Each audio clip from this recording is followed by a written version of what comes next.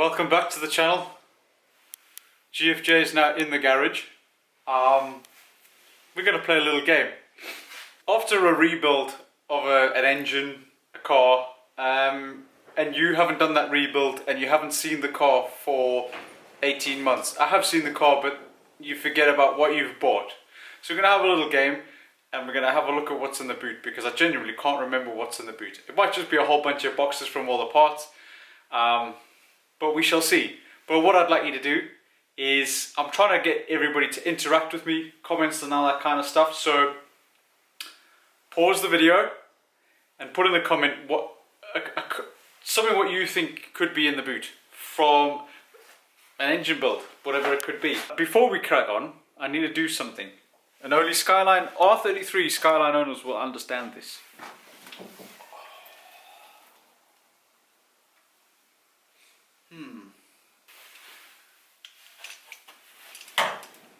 Some of the measures that we have to do to protect our heads, because if that hits you in the spine, it's not funny. What do you think could be in here? Obviously, apart from the obvious, there's boxes there, there's things there. What could they be? I really need to tidy this place up. It is doing my damn head in. I have no space at all. Bits of pipes, bits of crap, bits of shit, bits of, well, not shit, not technically shit, but you know what I mean. Now, I will point out that this car is a hell of a lot longer than the bloody GTO, that's for damn sure. It's narrower and it's longer. Narrower is kind of nice because at least I can walk around the side of the car and through the garage door without having to slide along the shimmy. I was going to say both those words at the same time. But the length, we are right on the garage door, just about, and I'm literally have this kind of gappage between counter, which is there, and the boot. So I'm not dealing with a great deal of space here, I must admit. First up, what do you think's going to be? Well, I know exactly what these are, and these are going on the filters. Exactly what Troublemaker is, these will be going on. Can't wait. I cannot wait. So we'll put them to one side because they can go on pretty soon. First towel. These are the towels that I was using to try and shelter the... I'll tell you a funny story actually. I can't close the boot because I've just... Anyway, I'll tell you a funny story. This rear window, okay? When I bought the car, I didn't do any of this modification. I bought the car as is. The only thing I did on this car was obviously rebuild the engine several times and change the wheels, put the spoiler on, put this wing on because it had a different wing, which I still own. This brace and these speakers and these and this nice lovely carpet. Now when I bought this carpet, that carpet was black. The tops of the seats were... I might be getting a visitor. Okay, babe. And I'm about off to the shop. So these seats were black as well, so it was like a grey and a black. The car was used as a daily and it stood for many, many years in the elements when it blew up. So unfortunately it's faded somewhat. So I want to get this carpet back to black at some stage because I really like it. Now in there, I'll try and get you to see. Can you see M and G, right? M and G, and it's actually got in blue, which you're not going to be able to see, but it's got M and G designs, okay? And I really like this car, but really like everything. Now, funny story is, camera's going all over the place. The guy that built this car, built GFJ, the color, the body kit, what you see, the custom bonnet, okay, is a guy called Matt, who started messaging me on Instagram with a whole bunch of build pictures of this car. In conversation, we discussed things that I want to keep, things I want to refresh. And I always thought that M&G Designs was a technical company, but it turned out as it was. It was very embarrassing at my expense because, oh yeah, that carpet's mint, you know, all this giving it that. And realized that M&G is Matt and Jem Designs, which Jem is obviously his wife. So his wife obviously embroidered that car because it's actually embroidered. Also, I believe that his wife also embroidered the Skyline, oh wait, door, like what the hell? Also embroidered Skyline into the door cards. You know, so just a little bit of history on this car, you know, so I want to try and refresh that. Anyway, shall we carry on with what's on the boot? Yeah, so I used those towels to protect that because I didn't want them fading any more than they already were. You know what I mean? Right, so isn't it fun going through boxes and realizing how much bloody money you've spent? Okay, so the towels were there to protect, we know this. We'll take the first towel off and we'll chuck you on there. First up, I'm going to go for the obvious, which is the Turbo Smart box. Yeah, this was the wastegate. It's a 45mm wastegate, which is obviously on the car. But, oh, we have some spares. We have a little spanner, a little C-spanner. We have a flange. Is that not meant to be in the car? I don't know. Unless there was two different sizes. There might have been two different sizes. Craig, stop panicking. Stop panicking. Just put the box away. Just put the box away. Stop panicking. Okay, we have some paperwork. Christ, this is all Link stuff. One of the reasons why this took so long to get back to me was Link. It's the first time that MB Motorsport have actually dealt with Link, so they had to learn. You know, and yeah, they went through all the wiring. I need to keep that safe because that potentially is very important. A Z32 MAF with a very dirty and very disgusting mushroom HKS filter, which obviously I will be putting these kind of things up for sale because I no longer need them. The Z32 MAF, now obviously on the other side of this there is a gauze. Now as I said in the previous video, that this you can maybe make out that there's a bit of gauze, it's been cut away. MB cut it away because I think that this was too close to the turbo and this gauze frayed and sucked its way through the turbo. But nonetheless, these will be going up for sale as no longer needed. This is the original box for the ECU. Very dusty, very dirty. I have no idea what that is. If you know what that is, let me know. I don't know what it is. Right, so in this bag is the original GTST ECU. As I mentioned before, so there's the original. This is an OEM GTST ECU. Again, it might go up for sale. I mean, if somebody wants it, I don't even know if it has a resale value, being a standard ECU. As I mentioned before, when you buy a Link ECU, you don't get a housing, you just literally get the motherboard. So you have to buy a standard ECU and modify that housing in order to be able to hold the ECU. So you're not just plumbing a bloody ECU and a motherboard into the side of the car. This pipe, that was never there. This was never there. I don't know why the fuck that's on there, but never mind. This bit and the silver bit was the original bit that was on the turbo. So obviously that went onto the turbo and it used to sit. So technically the Z32 MAF was there. So you can see the distance. I don't know if that's too close, but I don't know. Never mind. But I don't know why that pipe's there. I don't know where that's come from. I do not recognize this. So yeah, pass. RB25 oil cooler. Not needed because of intake. It had to be deleted because the Otaku intake manifold fouled up against that, so we had to take that off. I do have another intake. I do have a an oil cooler, which I will show you at some stage. But there is an aftermarket oil cooler there. I see some Link bits and bobs. Cardboard box. Right. MB told me that this is pretty important because of the colours of the wires to do with fan control, so I need to keep that safe. We do have odds and sods here. Right, so we got boxes from the sensors and stuff that we bought, that I bought to go along with the Link. Expansion looms, IAT sensors, that kind of crap. This bloody thing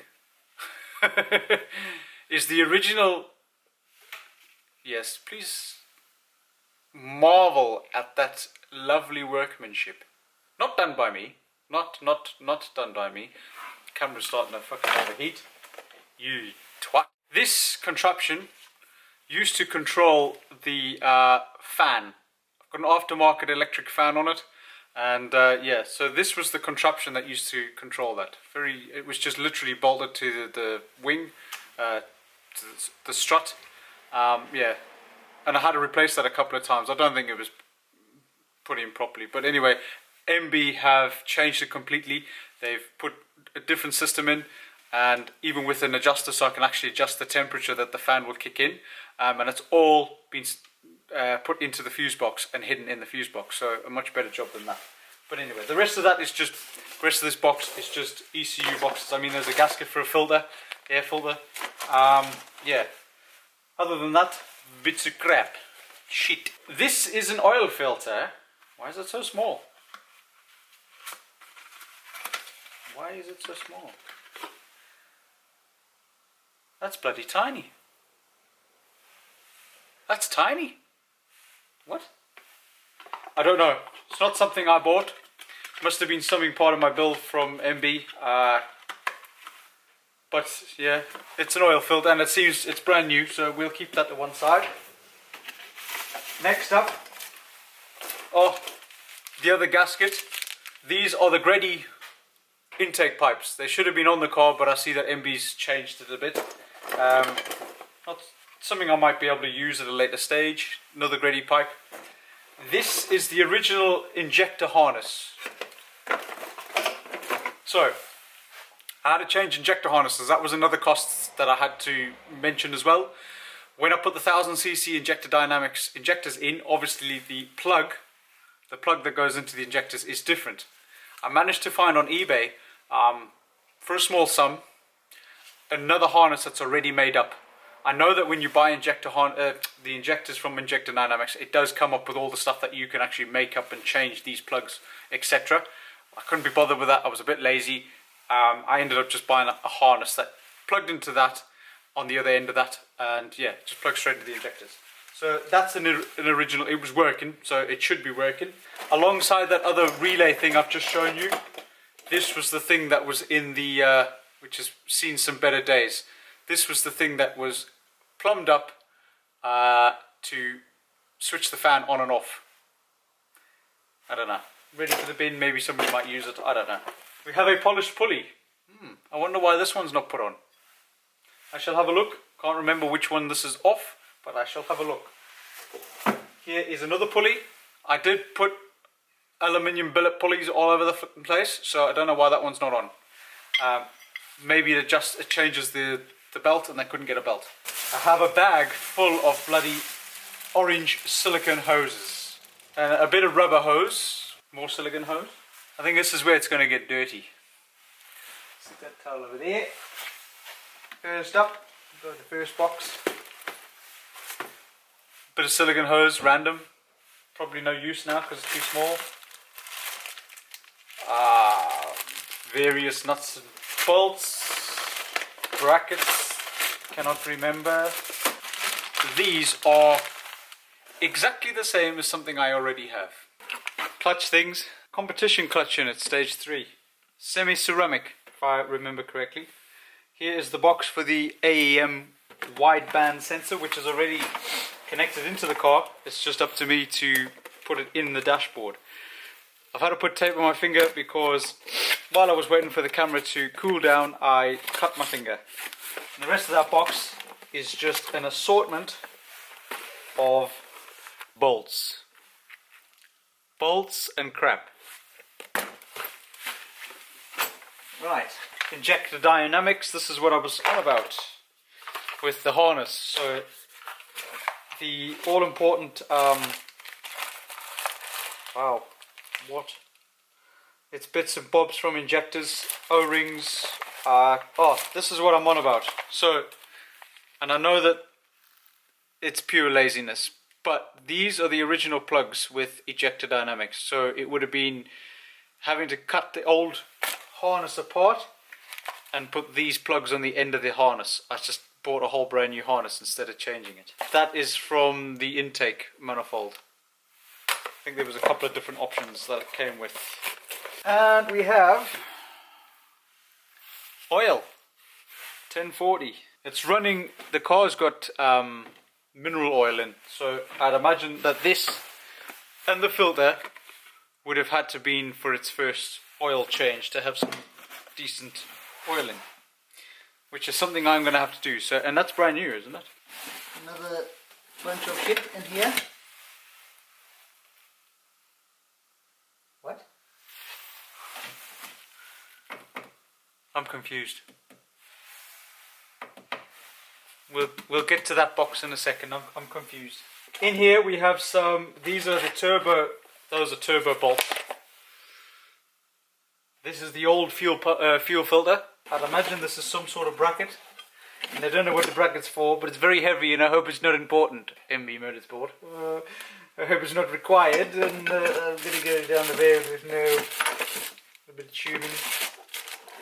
And yeah, just again A whole bunch of flipping bolts. Okay.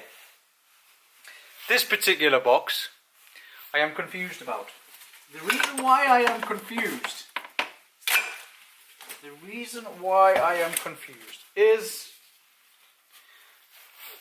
if you are a Skyline owner, you will recognize this kind of thing, and this is a power steering reservoir. Okay, but attached to this reservoir is the power steering pump. Now, I've driven this car into here, and I had no concerns to say that there was no power steering. I'm confused as to why the power steering pump is not in, unless they've changed it and they haven't told me. The moment of truth of why we have the power steering pump attached to the power steering reservoir. I am very confused. I might need a torch. There is the power steering reservoir. That thing there. This thing here. That there. Okay. There is a power steering reservoir. So where has that one come from? I did not buy a power steering reservoir. Or did I? And I have just forgotten. There's things that I want to do in this engine bay. I want to finish that off. So there's a little thing. In fact, it's right in there. Put that on there. And then there's hoses. I need to buy some hose that comes along to here. So a hose that comes to that nipple thing here. It's going to run along here, and it's going to go into this one here, and then come out of this one. You know, I thought it was really strange that the steering in this one is so much lighter than Troublemaker. I genuinely thought that was weird. I thought, oh wow, it's quite a light car to steer, even with the flat tires. Troublemaker, have you got a pulley pump? Ah, so that Pulley that we found over there is for a power steering pump, and there's an oil cooler that's in here somewhere, which I'll have to take apart because I need to get the front bumper back on. So bear with me. I'm going to be shining an external torch for a camera. This is not going to work. I can see this is going to be cock. Right, I made that might work.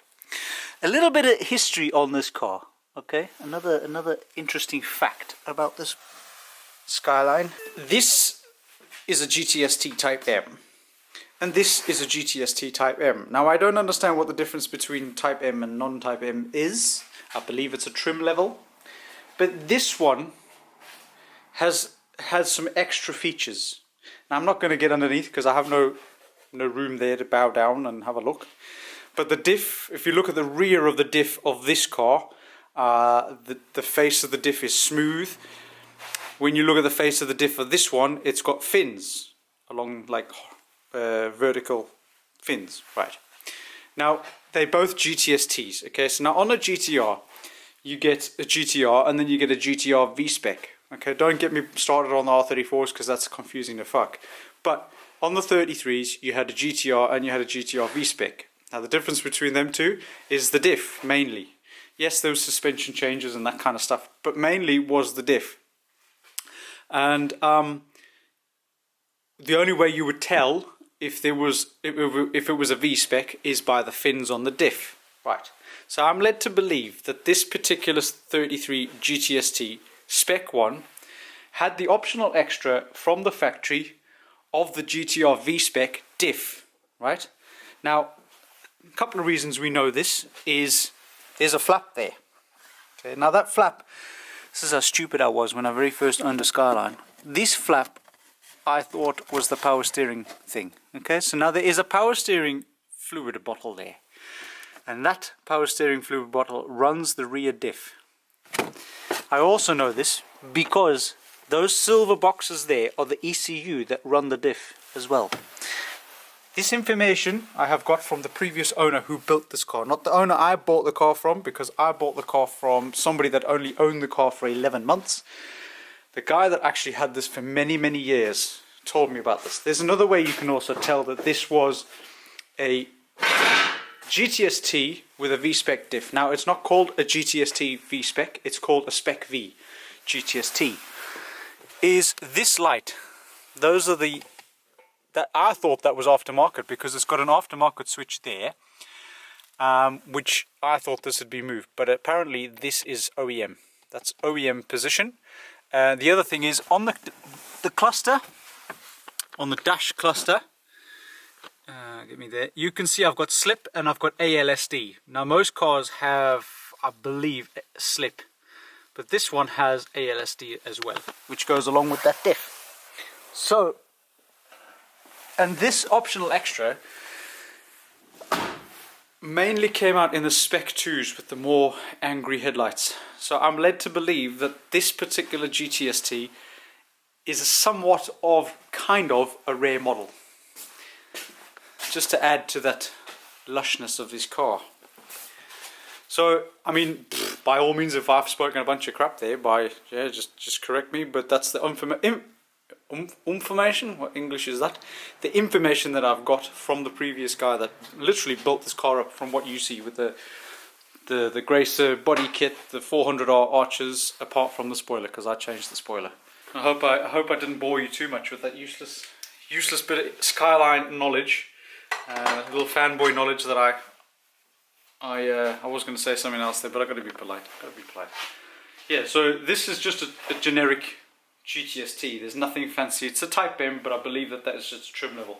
Nothing special. And this is a Type M trim level, but it was also the Spec V. Yeah, so thank you very much for joining me in my untidy garage and seeing what was in the boot of my car. Until next time.